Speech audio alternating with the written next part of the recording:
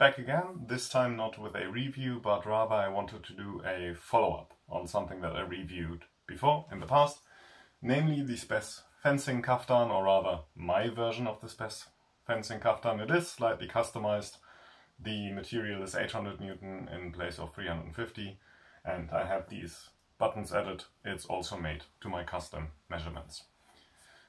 So I thought, since I have received this in May 2021 and we now have late April 2022, I think just enough time basically passed to make it worth just looking at again.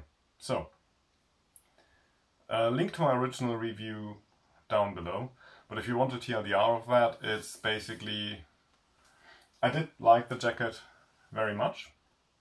I like that it had extra protection just for the legs because it is longer, which is nice. I did like the general cut and fit of it for the custom sizing.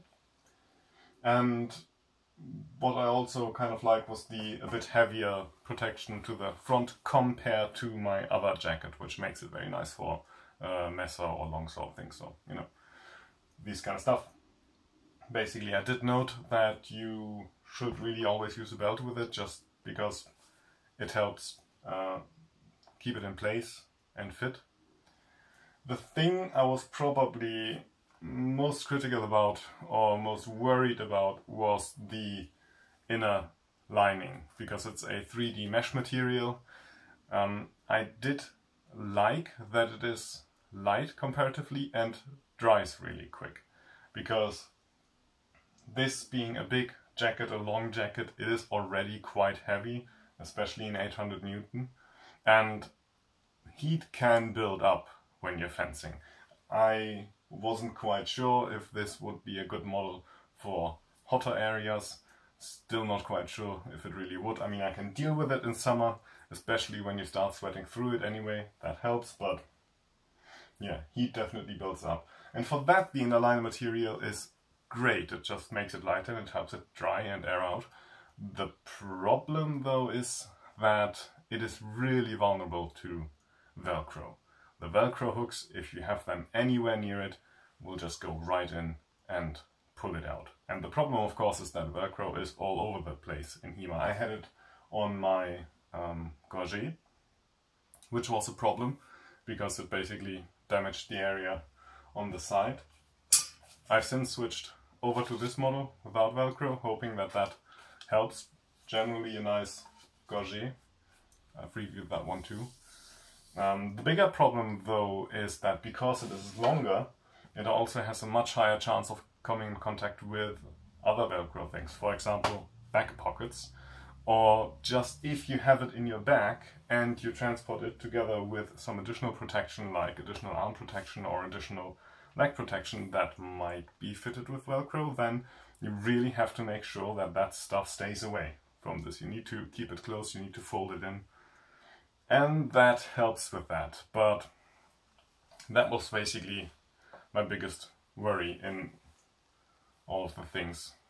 Mostly liked it, but that part had me, yeah, thinking. So after using it for about a year, as I said, I liked it then, and I do still like it very much. I use it regularly. It's kind of like, this is my Thursday jacket, because Thursday is when we do our mesa stuff. The Officers V2 that I also reviewed, that is my Tuesday jacket, because that fits better the style of the time of the things we do then, like saber and small sword and these kind of things. It also means that both jackets have time to dry and air out, which is nice. I usually wear this with my Cabot fancy pants, and then I basically mostly get away with not having a heavy fencing pants. I just use extra knee protection and the hard shell here. And then for how we fence in our club, then I'm basically good to go, which is nice. The jacket in general, I think, has held up well enough. There is some tearing outside here, that might have been Velcro again.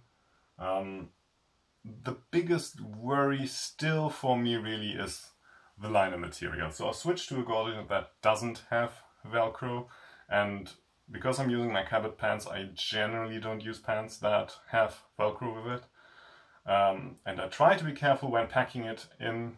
Just I have a way of folding it all to the inside basically, so that there isn't even a chance of Velcro getting in contact with anything.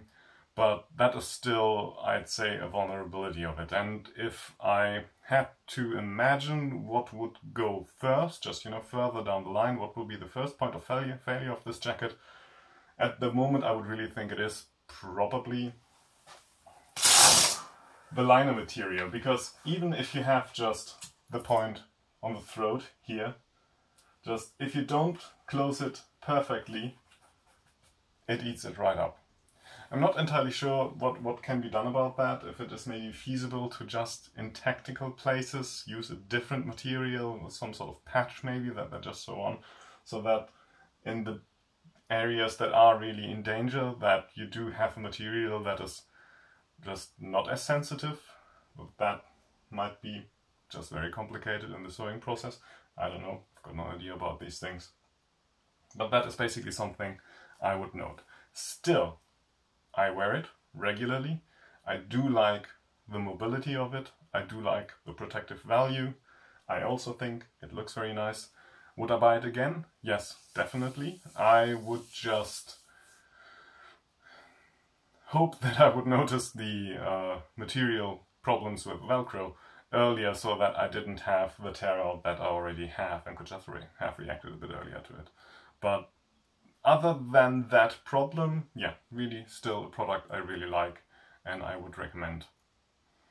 If you were to ask me what jacket to get for heavier fencing, this one is definitely one that I think you can consider. Cheers!